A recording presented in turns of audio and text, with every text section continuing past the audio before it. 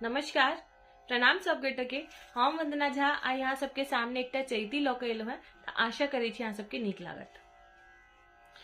सूतल पिया के जगाबई हो रामा, कोयली तोर बोलिया।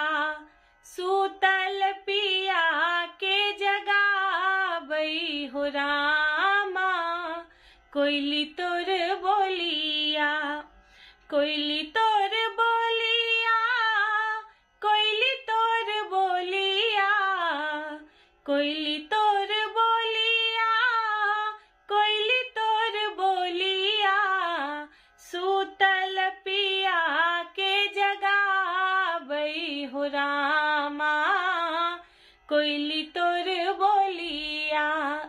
सूतल पिया के जगाबई हो रामा, कोयली तोर बोलिया।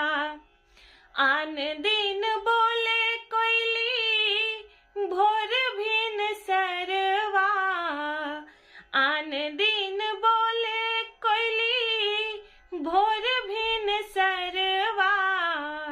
आजु किया बोले आधी रातवा हो रामा, आजु किया बोले आधी रातवा हो रामा।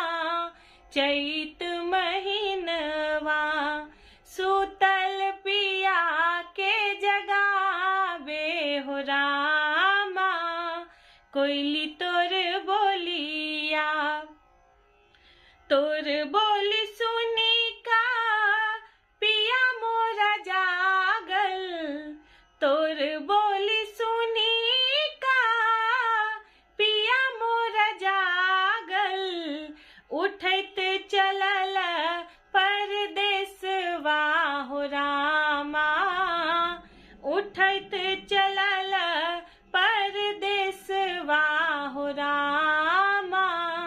चैत महीनवा सूतल पिया के जगाबई हो रामा, कोयली तोर बोलिया।